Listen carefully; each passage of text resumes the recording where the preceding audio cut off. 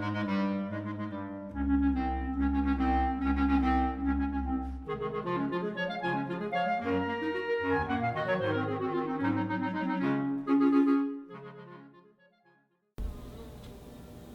welcome back to another video. I have what's laid out in front of you, a Conklin Nozac, kind of a funny little way of saying no sack, but it's Nozac. And I have actually not one, but two of these guys. And I have two, I guess, for a reason, because apparently these came in a couple different forms, and I happen to have both types taken apart and ready to go. And so I thought I'd start with this one, and you know, proof of concept, I had to make sure I got it apart before I committed to doing this on camera. So let me kind of show you what I have so far, and then you'll see in the end what this looks like put together, but I'll see if I can at least mime it together. And this is a really cool pen. I love the green, the stripe. You got so much different colors, and you have your ink window there. And does it have the word measures? It doesn't. This one is just the clear ink view area. But so what I had when this is all together was, all right, so piston mechanism inside, the section was up here, and then you had this knob down at the bottom. So really, if you were just imagining it put together, there it is, and you'd see it essentially like that. So to start to get this apart, you can come at it, I guess, a couple different ways, and this is the full complete way, so I'll go through the full complete way, because there's a way you can probably do this without ever really dealing with this, right? So what I did for this dude was a little bit of soaking in heat up here allowed this section to twist out. It is a threaded section, and it came out just nicely. So there's easy part. This may take some time. This one, I think I had some other pens going, so I was letting it soak. So it soaked for many days, and more than I probably would have let it, like soak a day, come and try it. But this soaked for probably a couple days before I even attempted to get it out, just because it was part of other processes. So a little bit of heat, little twisting, using my grippers, came out just fine. And this nib will come out with a little bit of a knockout block, so no big news there. So we'll set that aside. So there's a couple things. So I'll show you the inner mechanism, and then we can talk about how we can get it out. So this is really, and this is very dirty, not fully cleaned up yet, but it's just a hollow rod that has this spiraling into it. Hopefully you'll see it now, but when I clean it up, you'll see it a little bit better. But this larger tubing that's kind of crimped off over, like on one side, to kind of make the tube, goes over top, and it's just kind of, as this spins, this rides up and down that spiral. So really you're just spinning this and making the piston move up and down. Not complicated. This is probably how most piston fillers work. And up here at the top of this one, you have like a little metal lip that's holding cork, hard rubber, I think it's hard rubber, or at least a rubber seal, another bit of cork, and then you have a little crimped up lip up top. And I believe this lip is part of it, and I haven't picked all this out just so you can have the pleasure of seeing it as well. But if you were to get this part off and you were to ignore totally what's down here, because this thing spun freely, it was smooth, it was not a big deal. So what you could do, and I forget which way you have to spin this thing, yeah, so counterclockwise to push it up, you can actually get it to the point where it will push it up to the top, and you might be able to just shake this out, or maybe get a little pick and pull it out, because you'll get to the top and it will disengage from the spiral, and enough, it pushes it up, and then you pull. And that could be enough. So what you'd have left over is this little spiral section attached to the knob in its housing, and you could, at the end of the day, walk away with this. Probably do some soaking, some washing out, but at the end of the day, that could be good enough. If you can get this out, you're basically done. But what I found and that why I was a little bit more engaged into this one is, and it's different on different models, so you really have to see what you have. But I mean, there's this well threaded in metal section, which, you know, it appears it's probably just glued in, because I don't know if that's thick enough to really have that screwed in or not. And my resources didn't really ever work with this, so all I know is leaving this as part of the barrel. So if I look and get lucky, well, there we go. There is a hole here, and if I tilt it, maybe we can see through it. There you go. We can see through it. So there is a hole on either side. So this is being held onto this spiral section, which is through this metal part by a little metal rod, this guy right here. So because I was able to see all the way through, I was able to I chose a sewing needle, cut it down small, and because I don't have really small nice punches or anything, but what I did was just put this on. What did I do? I just kind of put this on my knockout block, put like a little bit of something under it just to kind of protect it, but all I did was just punch it out. It came out one side. I gripped it with like a little bit of needle nose pliers, and I pulled it straight out, and that's what disconnected this from this and allowed it to come out either there, or you can just grab it and like, no, can you pull it out? No, I don't think you can. Nope. It came out through the front. So that is essentially this whole thing pulled apart. And there are a couple little metal discs up here, just so you can see them. They are there just to kind of give it a little space and let it slide, I assume. But there's one, there's a little something in between. There's 1, 2, looking like 3 things in there. And so I'm just going to leave those there. Take that pin, put it back through here so I don't lose it, and call it done. So there's that. So I'm going to be able to clean that up really well. And here's, leave that.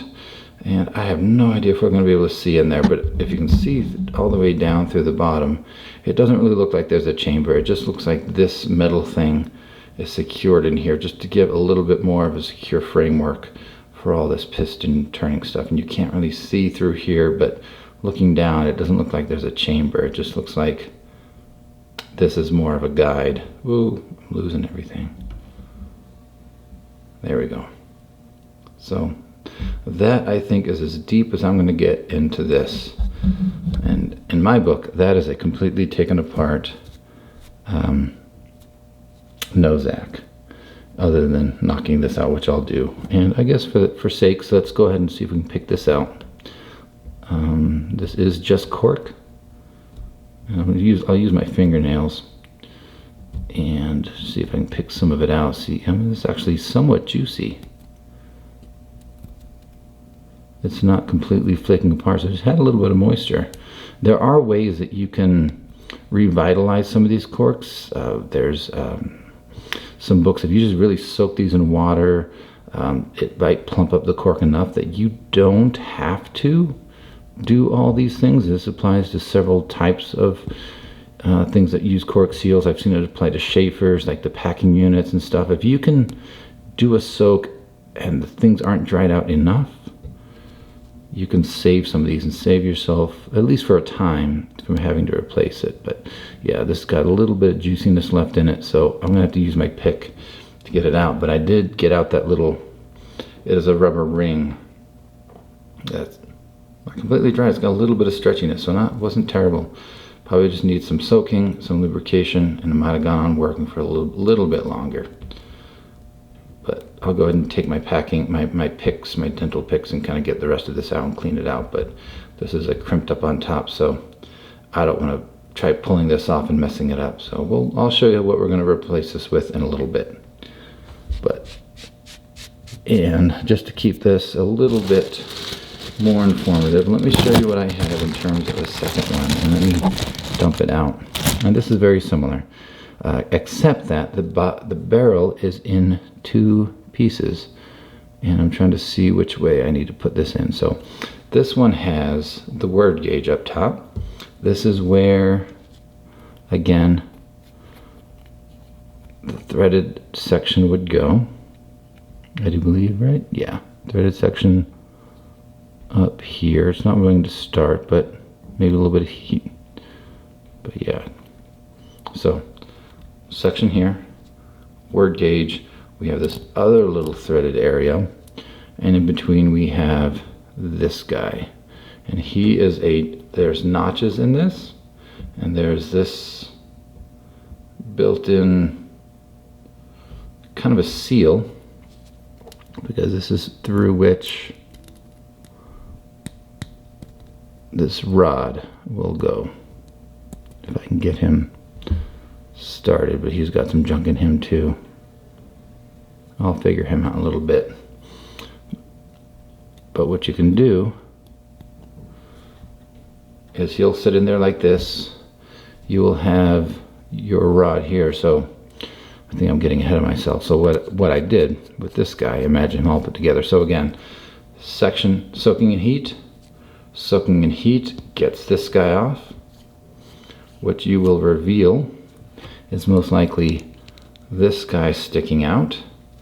And you might have to do some turning of this, because down in here is a similarly spiraled length of rod, and that's what's engaging and letting this move up and down. So you'll have this, and you can probably just use a toothpick or anything, push him out the front, and you can remove this, easy peasy. And then you're left with this, and the question is, can I do the same thing with this knob that I did with this one? And on this particular one, I don't think I could, because I see one hole, but when I turn it over to the opposite side, there is no other hole. So it's really just slipped in and meant to stay in place. And I've seen another video where somebody took a drill bit and went 180 degrees, drilled out, and was able to punch out that little rod.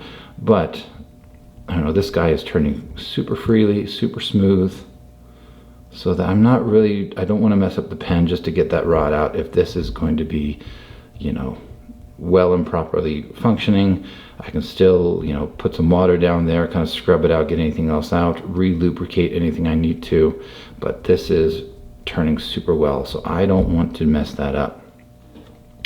Then the other question would be, like, what if I could not get, you know, this part off? Well, what if it was so adhered I was afraid of breaking it then?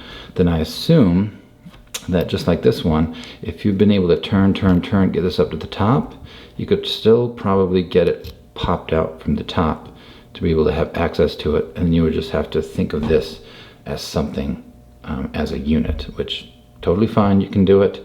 You can get Q-tips in there, you can clean things out, but I don't think not being able to get this apart is a deal breaker for this particular Nozac model. But luckily I was able to. And so this is it, all taken apart. So I'm going to work on these two, and this is the one that, you know, it has everything already picked out, so you can see a little flange there, little flange here, and it doesn't look like it easily comes off. And if it does, I don't want to mess with this. Like, it's probably something super friction fit or riveted on there, but I'm just going to leave it as it is, clean it up, and we'll show you the new seals when we get them. Well, I do have them, but when we kind of put everything back together. But these are two variations of the same, very similar except for an extra joint and a variation on the knob, whether you can get this off easily or not. But I think we'll leave it there, so I'll go away and get everything cleaned up. I mean, everything looks really good, and these are faceted. How many sides? I don't even know. Probably at least 12, but I haven't counted. But this is something I'm not going to use any micro mesh on. This really will be a quick polish job in terms of, yeah, even the cat on these are faceted. So it's really just going to be, what can my Simichrome plastic polishes and micro polish do to get these looking good? And they already look pretty darn good themselves. So no micro mesh, a lot faster polishing job. So we'll come back we'll reseal, re-grease, and get everything put back together and get these guys a shot. So we'll see you in a little bit. Okay, welcome back. I have everything polished up, and I'll show you some close-ups once we kind of get it all put back together and I do the riding sample. But let's just go ahead and see. So we'll take the barrel, and I guess we have to decide, you know, do we plunger up this thing first, get that in, maybe get this together as a piston, get that in there, and then put the knob on, or do we put this in, get the knob on, and then worry about the seals going in? And after kind of playing around with it, I realized, even as I was telling you, that, you know, we get this in, if we start messing around with this, who's to say that that's not going to thread itself up? And if we haven't gotten it engaged, we're kind of stuck. We can't get that back out as much as we try. So I'm going to go ahead and endeavor to put the rod in first and get that all hooked up to the knob. So I think that's the first order of attack. And let me go ahead and zoom back out just to kind of tell you what I did, how to polish this thing up, because it's got like a nice brass appearance now. What I did was I took the wire brush attachment for my Dremel tool and just really worked it up and down in through the spirals, just to kind of knock off what really looked like scale, like calcium scale. So maybe this pen was used and it was cleaned and rinsed with water, and water had just built up a scale on here, because it wasn't really so much rust, maybe a touch, a little bit, but really just looked like calcium deposits. So that's what I think happened. But let's go ahead and take a little bit of silicone grease. I'm not sure entirely if you need it, but I'm just going to go ahead and put some in here, try to protect it, give it a little coat to protect it over time, and maybe that will, well, I don't know, maybe help that slide, but I doubt it. So let me actually also show you, this will be good for the future. Just get my little light. If you take a look down in the barrel, right about probably this area right here, there is a division between the front and the back end of the barrel. If you can see, as I rotate the shadow, on either side is a little notch. And those notches, I'll give you a second, hopefully you can tell. And that notch is meant to catch and keep this on track. It's going to catch this little spine, oops, there we go, on the plunger part, and that's just going to keep it from moving straight up and down rather than spinning, and maybe just spinning all around. I don't know if that's going to matter much, but that's what I think that design is for. So let's go ahead and zoom back out, because that'll probably come in handy later as we try to get this in. Need to make sure that it's, you know, in the right orientation to kind of get caught and be brought back. So I'm just trying to think ahead a little bit. So what we're going to do is drop this down. We'll drop it down, it comes out, and I'm just going to use a little dowel that has a little taper at the end, just to kind of catch the outside of that tube, so that I can do a little bit of pressure and do a little bit of turning and just kind of keep it in place. And I'm going to take these 3 little washers that we saw earlier. Definitely don't lose those. They are stupidly easy to drop and almost lose. I've done it pretty much every time I handle them. So I'm counting myself lucky that I still have all 3. I'm going to put all 3 on. Ooh. There we go, right there. And where's my knob? And I'm going to use a white background, or maybe stare into the light a little bit, just to kind of line up all my holes. So there is my rod, and there are my there's the knob holes, and I'm just going to pre-align it and just look through to find where the hole opens back up. And another good thing about having this dowel is I can turn and get those to line up really well. So I think I have it. And one thing I'm going to do, just to keep myself from turning and losing it, I'm going to take a toothpick and really just kind of push it in there. And and that should catch the inner rod as well. Take out my dowel, take my pin. Hopefully this works. It worked when I practiced it. Slide that in, pushes out, and that was almost too easy. It's kind of scary how easy that was. But yeah, push it on the table, work that in there, and that was incredibly simple. Turns nice and smoothly. Almost too easy. I feel like something else is going to go wrong now. But let's go ahead and turn our attention to the piston itself. So if you go to Anderson Pens or Independence, and these came from Independence, you go to the Conklin Nozac section and they have these seals, and these are different sizes. The biggest, thickest one up here, a step down, the thinnest, smallest one on this far side. Now, didn't know which one I was going to use. I imagined it was going to be two of the larger size ones, but I just kind of like, you know, took them out of the package and just kind of felt like that's really tight. That'd be really hard to get in there. The second size was just right, and when I do the writing sample, hopefully I'll remember, but that looked like a pretty good size. I should do the measurement to tell you guys what it is, but this one seemed just right to be able to fit in there. It's going to be expanded a little bit just because it'll be on that piston, and decided to go with that one. I guess if I mess it up, if I feel like, oh, that's not holding a good seal, I could always pop it back out, hopefully, and replace it with a bigger size. But oh, here we go. So let's go ahead and take our silicone grease again. Let's pick one of these guys up, and it's as easy as, hopefully, walking it over.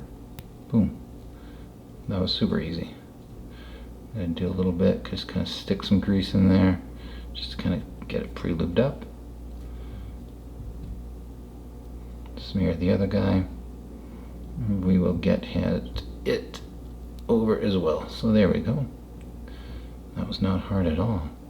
Put a little bit of grease right in between as well. Just really work it in there. It's like a little grease reservoir. And let's kind of take a look at that. So yeah, that sandwich is neatly in between our riveted on kind of, I guess, piston holder, we'll say that. And just for kicks, let's see. This is going to be the narrowest part. I just want to see if this is rather tight. Maybe I need to downsize one more, actually. Ooh, I'm glad we're doing this. But it looks like it'd be all right once you get it in. But it's really tight right here. Just getting it through this part. Ooh, interesting. Yeah, I'm really forcing that. Let me actually, since we're not committed to anything, let's actually step down and see what happens if I use the other size. I'm actually kind of curious right now.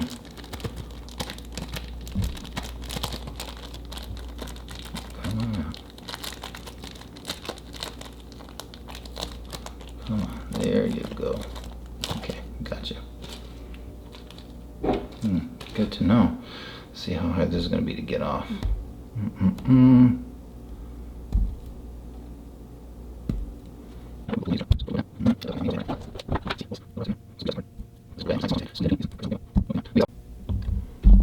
There it is. Got my little footed forceps. Just kind of got in there and pried it off. So a little smarter tool. Smarter, not harder, right? So let's do this. Let's see how these smaller ones go on, and maybe they expand a little bit and give us the seal we need. All right, there you go. There's one. Do the generous lube again. Get this guy lubed up as well. And put him on, and yeah. Same kind of deal. Let's just kind of preview and see how this guy fits in. Oh, okay. Yeah, that's tight. So I was wrong. My estimation was wrong. So not the second one down, but the third one down. So the next to smallest. Okay, so that's brilliant. So now we have to figure out, let's get this greased up again, how we're going to get this guy down, aligned so that the little rib goes off to this edge, and that this will want to catch. So let's see. Okay, I'm just going to say, maybe it's easier to do this up and down, so maybe I'll make sure those little wings are up and down. Those little notches are at the top and the bottom, the best I can see. I'm going to slide this down so that, oops, I'm going to try to catch, nope, not yet. Get onto the rod down there and align, see if I can catch it. Oop. I'm going to go right, turn it right, and see if it'll get, there it goes. And it's pulling it back, there we go. It's going up smooth. I'm going to go ahead and coat the barrel with the silicone grease. And let's do a little vacuum check. Let's see if I can put my finger on. Yep, that was good.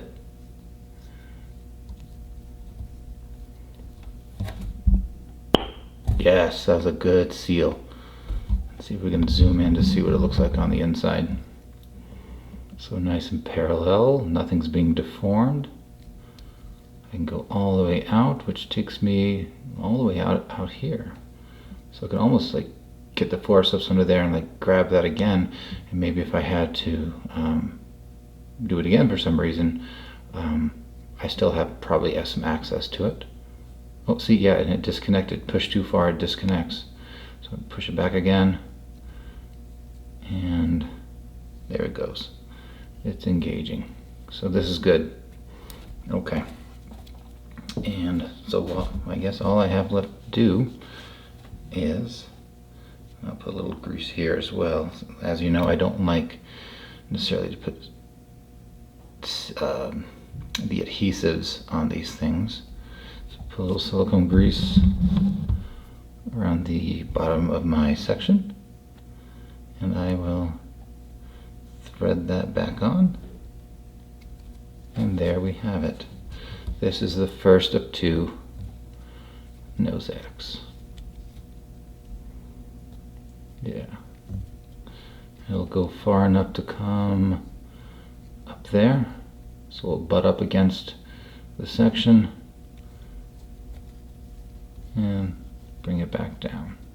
So this will be easier once my hands are not so greasy.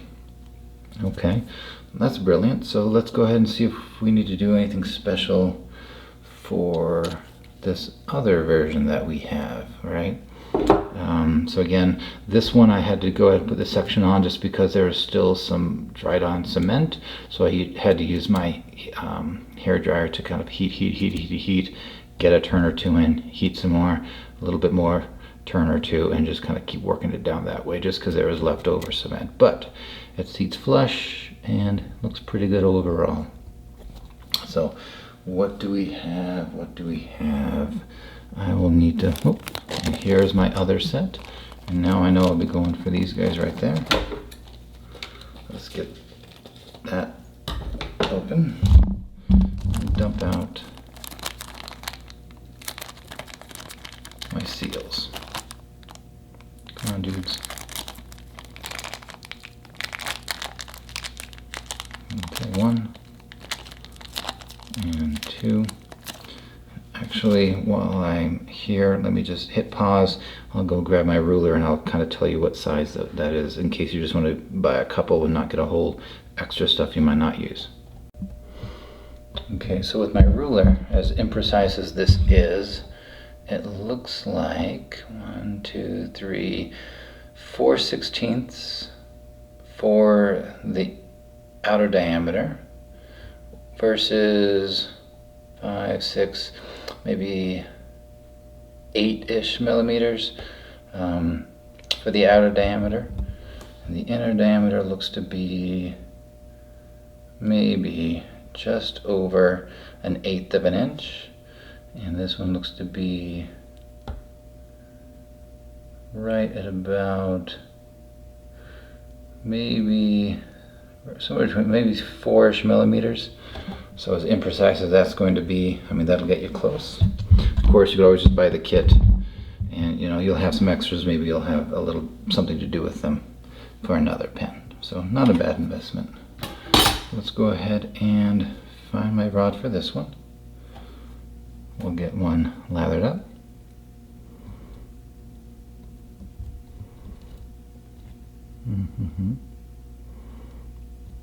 And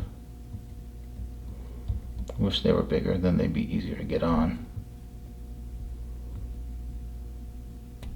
There we go.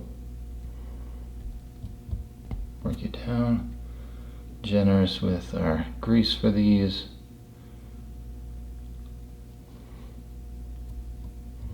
And number 2, put on right over top. Snug that in. And we'll do a little bit more grease just to put it on in between. Okay, so juicy, juicy, juicy. And looks like, what shall I do? So I know I'm going to have to put this on, because this has the same kind of notch in it to make sure that it goes up and down straight, and that's not going to turn. I go ahead and put this guy in. I'm assuming that these are going to be the same diameter, so I should check that assumption. Oh, good. It's a good snug fit. And I will get him centered on it. And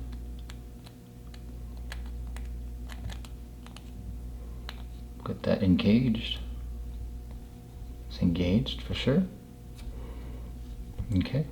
And really, actually, since it's a seal, let me go ahead and do that.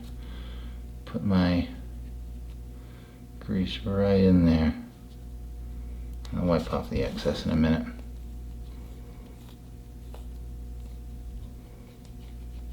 Pull it back and go, go, go. I might have to wipe my hands off to get that fully, or maybe that's got some junk in there too, because it's kind of resisting me. Oh, it's just I can't grip it. That's why. There we go. Squeezing out some of that leftover grease, and looks like a tight seal. And I can move the piston all the way forward, all the way back, and that's gonna do it. Yeah, so I'm gonna go ahead and cap these guys, and I'll kind of wipe them down, degrease them, do a little bit of reading, and we can go do a writing sample and keep this one a little bit shorter than typical. So I will see you in a few minutes. Alright, welcome back. Everything kind of finished up, polished up, and I thought we'd go ahead and show them off and do a little bit of a writing sample. So let me just go ahead and start with this guy. This is the word count Nozac, so let's go ahead and show off how it completely wound up. We have our little torpedo top with the Conklin, kind of a springy clip. It springs a little bit, but it's rather tight. The clip is nice gold filled that says Conklin with some patent dates on it. Patent date or patent number? Might be patent date. It's 5/28/1918. So I guess that's the patent probably for that clip itself. We have this nice faceted kind of bottom half or 3/4 of this cap. 1, 2, 3, 4, 5, 6, 7, 8.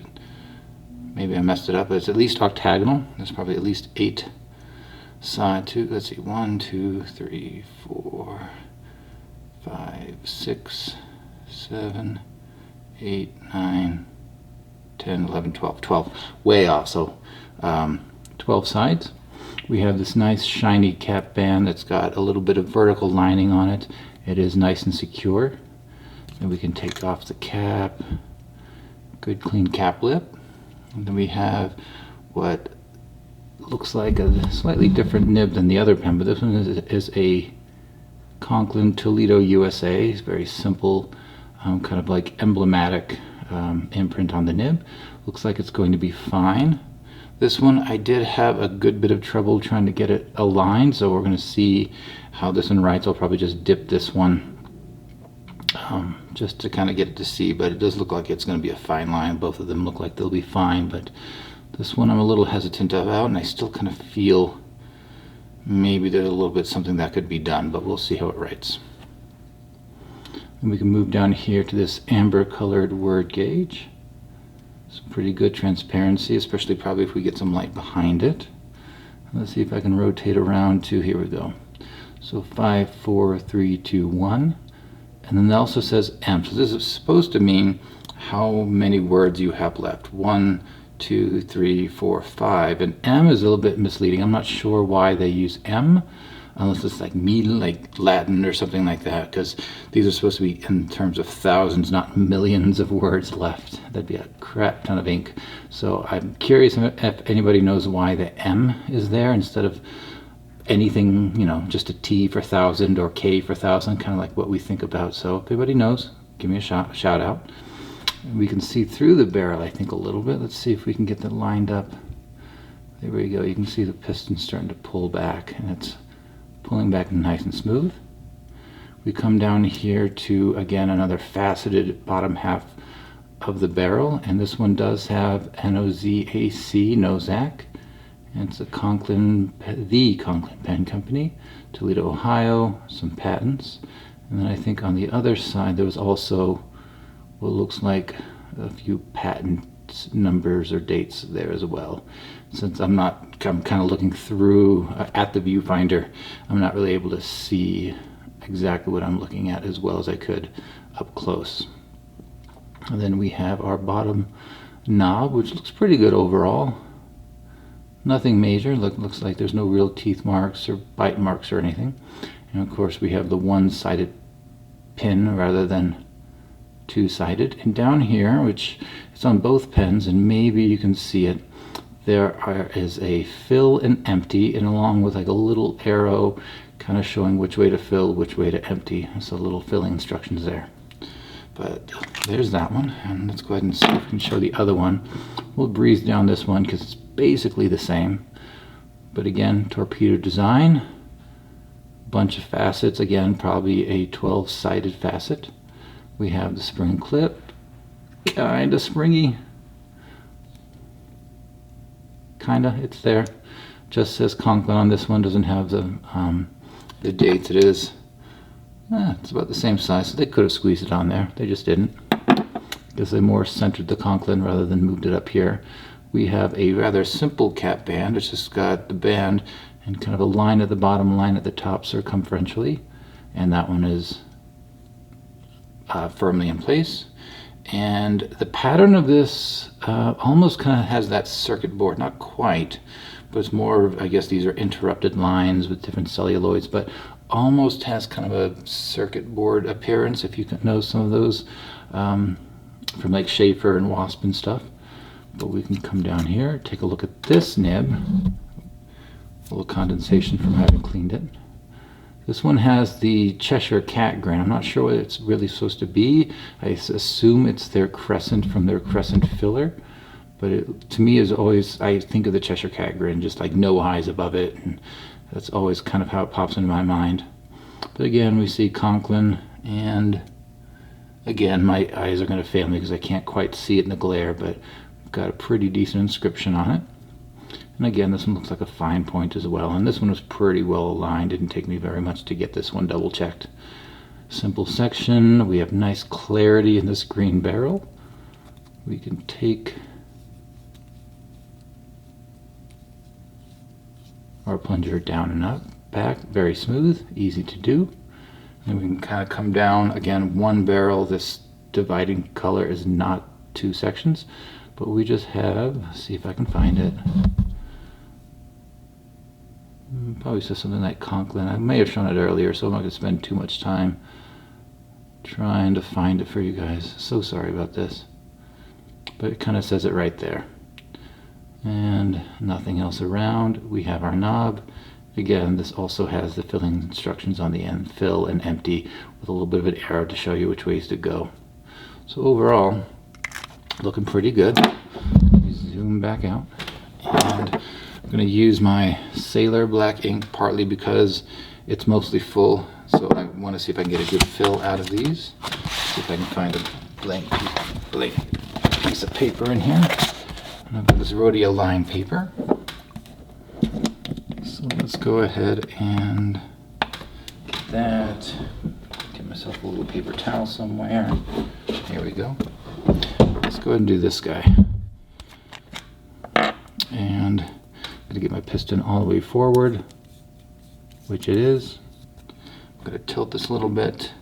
And one word of filling is the slower you go with these guys, you get a bigger fill. If you just whip it up real fast, you'll wind up losing a little bit of fill with some of these piston fillers. So I'm just going to start and let it catch up along the way and not really go too fast. I mean, you'll get a fill, but it won't be the full barrel as you can probably do if you just go slower.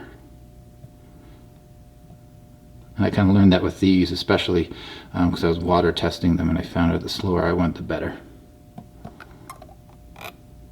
Even then, I still didn't get as full as I've gotten in the past. That one's pretty good. It's more than half. But let me try it one more time, because I've had these with the water all the way right up to the plunger. Maybe there's a viscosity difference as well with the ink versus water. Maybe water will just fill better. Again, if anybody knows any particular physics or just experience with it, I'd be happy to learn. Just going to do a slow, smooth turn, and we'll take what we get out of this one. And maybe we'll do a quick fill just to kind of see the difference between even going slow with ink versus fast. So there's my end of the turn. I think I got a little bit better that time. It's really chasing that seal a little bit, but got a little bit better with water. We'll do it real fast. We'll do a fast fill and just kind of see what the difference would be here in a second. Okay, I'm going to wipe it off. And I kind of talked about the Conklin Pen Company back with my glider video, so I'm just going to focus a few facts on this one, just kind of show the writing sample and not make this video too long, but let's see. There you go, taking off. I'll zoom in a bit, but then I'll show the writing when I'm kind of more finished. So this is the Conklin Nozac, about 1931 to 1938. Very short-lived. This is kind of when the Conklin Pen Company was falling behind the big five. They hadn't really had much innovation. I mean, this was one of their big innovations since their crescent filler. And this is also prime Depression era time. So it was just a time when if you weren't as established and if you couldn't churn out something that was a little more affordable to people, then you'd probably fall behind. And so to kind of try to do that, they made this available in lots of types of celluloid, various kind of body designs as we've seen, 2-piece, 1-piece, different kind of patterns and shapes of the barrel. Could be round, could be octagonal, 10-sided, 12-sided apparently. Little variations, but despite all that, they just could not compete, and ultimately, as we saw with the glider, they eventually sold the Conklin brand, became rather cheap pens, and then Conklin disappeared in the early 50s. But for what this is worth, these are really cool pens. One drawback that they thought of at the time, since Europe was the one who did all the piston fillers, America really didn't have them, that maybe some pen repairers and people just weren't as familiar with the mechanism or getting it apart just to be able to replace a seal. And the seals at the time, being cork or rubber, might not have held up, so you might have needed repeat repairs over time. So kind of a drawback, rather than just replacing a sack or maybe a quick little vacuum seal, that people were well established with, with different brands of the time, mostly Schaefer, I suppose. But yeah, so that was the grand idea. And these are great pens. They don't come up too often, and when they do, they're often not repaired, because often these little pistons will be stuck and people don't know how to get them apart or how to get this off, just because, you know, to get into it you have to drill it. So there's kind of things that kind of stop people from getting into them too much. But when you find them, not that hard to repair, they can shine up really well, and but they will cost you a decent amount. Like these, I don't see them go much below 300 very often. So in the high 200s, 300 to 400 range is kind of where I see these fall, even if they are, you know, needing repair, just because they don't come up that often, sadly. But we'll see how this writes real quick and see if it'd be worth chasing these in the market a little bit more. So let's do this sentence. Oops.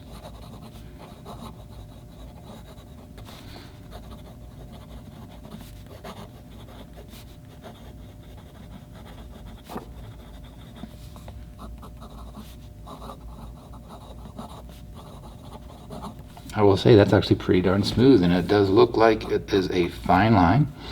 And I don't know if you heard it, but it just sounded nice pen on paper. I didn't have any feedback. This nib aligned really well. Yeah, it just has that nice fine, and being as fine as it is, it's not doing anything into the paper. It's just nice and smooth, which is nice. Let's see. Drier ink, and I think as much as I've used this Sailor ink for some of these demos, I do think it runs drier, and this being a fine nib, of course it's not going to lay down quite as much. So not a super wet writer. It's going to dry pretty fast. Yep, I can already just kind of rub my hand along what I've written, and it looks pretty good. Let's see if there's any flexibility. So no pressure, a little bit more, pressing pretty hard, and I got a railroad. Without very much change between my two fattest lines so far. So kind of has a little spring to it. I wouldn't even call it semi-flex. You can squeeze a little something out of it, but you are pushing, so it's not going to be something where you can just fluidly write and get some decent line variation. So more of a hard worker than a fanciful pen. What else can I do? Let's go reverse writing. That's actually not bad at all. Kind of takes it down. Let's see, how much of a step does it take? Takes it down a little bit. You can kind of see some variation. Not much, but if you wanted to, you could. And honestly, that's pretty smooth. You could do it with this one. It's one of the few pens so far that I've demoed that I felt like, yeah, that's a good reverse writer. And this one is. And let me go ahead and do a little bit of a faster scribble, just to see if I'm really writing. There we go. It keeps up. So overall, I'm very happy with this one. And if we weigh it, not weigh it, measure it. Let's go ahead and cap it real quick. We'll do the inches. Boom, boom. Inches wise, there we go. We are going to get about 5 and we'll say 1/4, 5 1/4. If I uncap it, we will get 4 and just about 3/4. And then if we do it just from the tip, from the knob to the section, it's really right at just shy of 4 inches. So really a 4-inch barrel hold, which again, my 5'9" average hands allows me to just comfortably hold it, rests in the crook of my thumb, and very light, very well balanced overall. A little bit more forward towards the nib, which is fine because, let's see if I can get it going. There you go. It'll write with just its own weight. I'm not really pushing anything down. There we go. There we go. Once I get it writing, it writes with its own weight, so enough. So forward heavy enough to kind of open up the time or pull the ink from the tines. And if I wanted to cap it, not cap it, but post it, does securely. I don't really have to push it on. It just kind of snugs on pretty quickly and doesn't add much to the back. Not really. Being celluloid, it's not super heavy. maybe a little bit more back heavy, like I'm going to have to make sure the tip is down, but this is, I don't think this would be a fatiguing weight.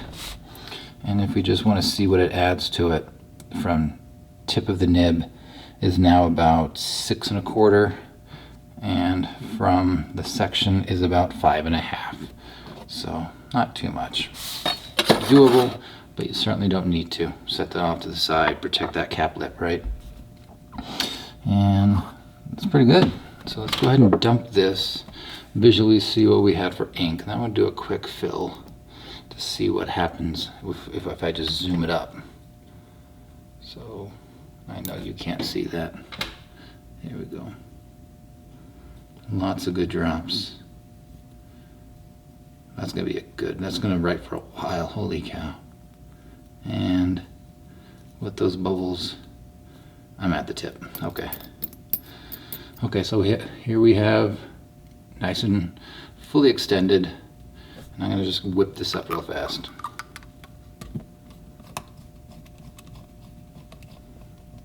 Okay, give it a second to catch up. And we'll just see.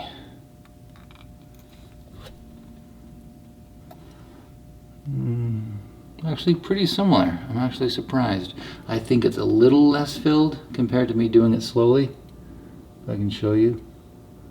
Maybe I should do a little measurement just to see. Is it fully retracted? Yeah, so let me just see. It's right at about just over 1 centimeter of empty space right up here. And dirty hands. Let's see if I can do it slow and just kind of see if I can make a liar out of myself. Okay. Okay, fully extended. Dip it in, and let's go.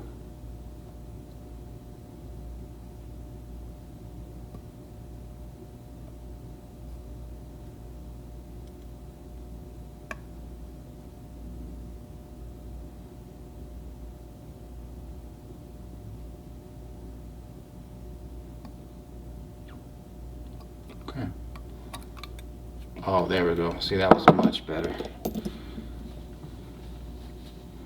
There's very little space left over. I got a good fill. So yeah, going slower got me a little bit smaller of a bubble. Let me just throw my ruler up to it. This is about maybe 3/10 of an air bubble, 3/10 of a centimeter air bubble compared to a centimeter. So 30% better, 70% better. That's pretty good. And then maybe we can just show that full emptying, just so you guys can see it. Yeah. Yeah, so this is going to be a great rider if you get this thing full. Nice fine line, smooth rider, big capacity. Drop after drop, there we go. So very nice. Oh, fudge. And I made a mess, as I always do. There we go. I'll get everything cleaned up in a bit. So let's go ahead and do the other one.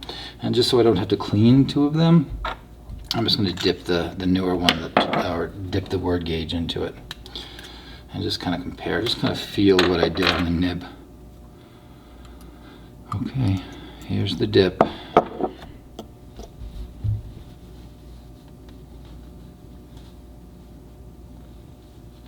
Okay. Yeah. Okay, so this here is the word gauge. Okay, so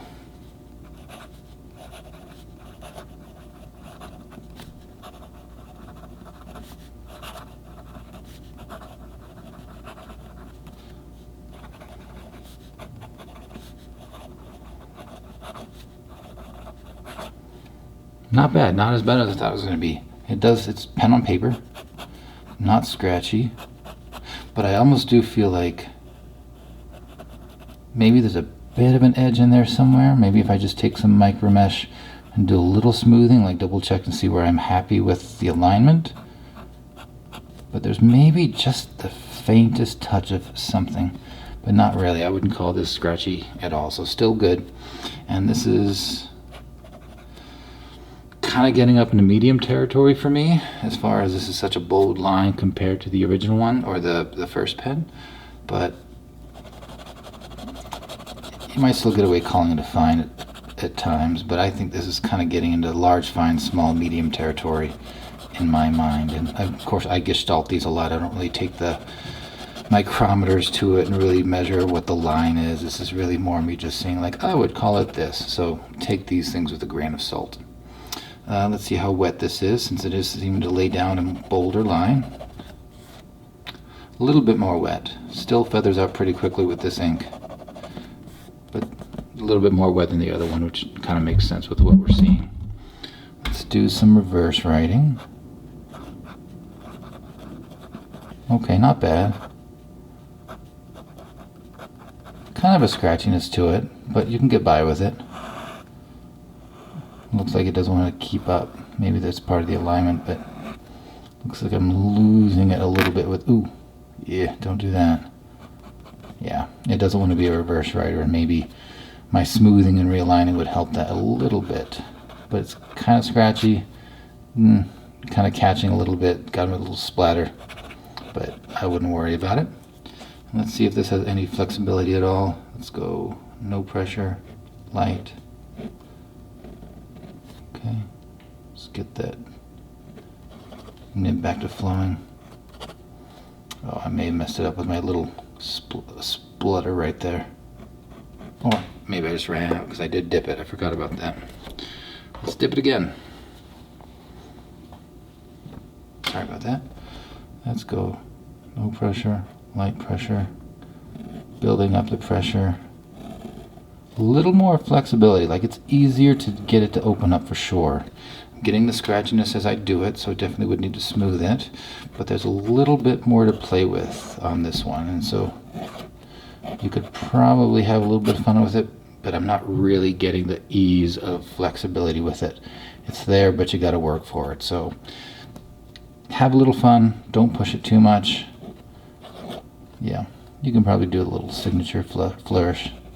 But it's not going to be a passive flexibility that you can just really write and do with. So overall, I'm actually really surprised about how good this feels on paper compared to what it feels like on my finger. So a little bit more looking under the loop with this, maybe some smoothing, but again, I think this taken off to be a good writer, and similarly probably excellent capacity, because I got this to fill with water really full. It got it all the way through the word gauge.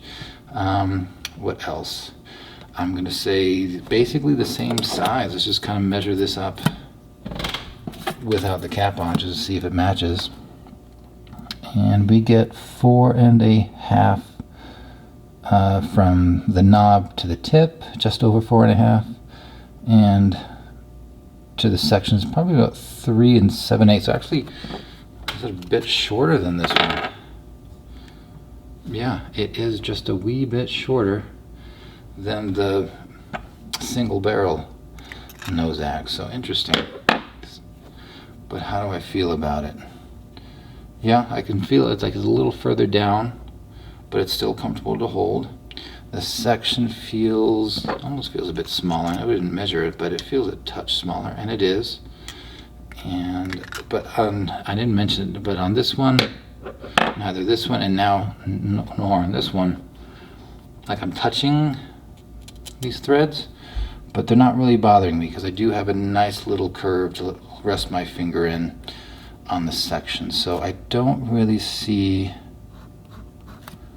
the threads being too much. Again, you know, if I'm writing for an hour or so, I may change my mind, but first glance, I don't think these threads are going to bother me too much. And I can write with a relaxed hand. Maybe a little more crunched up on this one, actually. Just for the control, I feel like I'm coming up a little bit more just because I don't have as much to play with in here. But I also come back a little bit, so maybe I feel the size of this one just a little bit, but I don't know that it would be that big of a difference. And of course, I can probably come back and do the capping to give myself a little bit more relaxed of a hand grip. Yeah, so I'd say probably some similar characteristics. Nothing that's going to make me want to stay away from this. And overall, getting one of these in the wild, being able to fix them up and just see the uniqueness of their design, having that kind of a rounded dome but faceted body and cap with some good trim, and just the novelty of a American piston filler from the 1930s makes these things a catch. So I'm a big fan. So I'm going to rinse these up, and I think I'll probably pass one of them on. I don't know if I need two of them right now. And just probably for the sake of having the word gauge, I'll probably stick with this guy.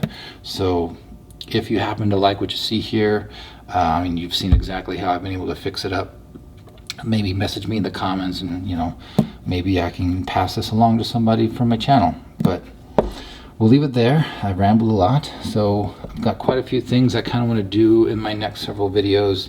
I have a wasp, kind of a Schaefer wasp model that I want to show on camera.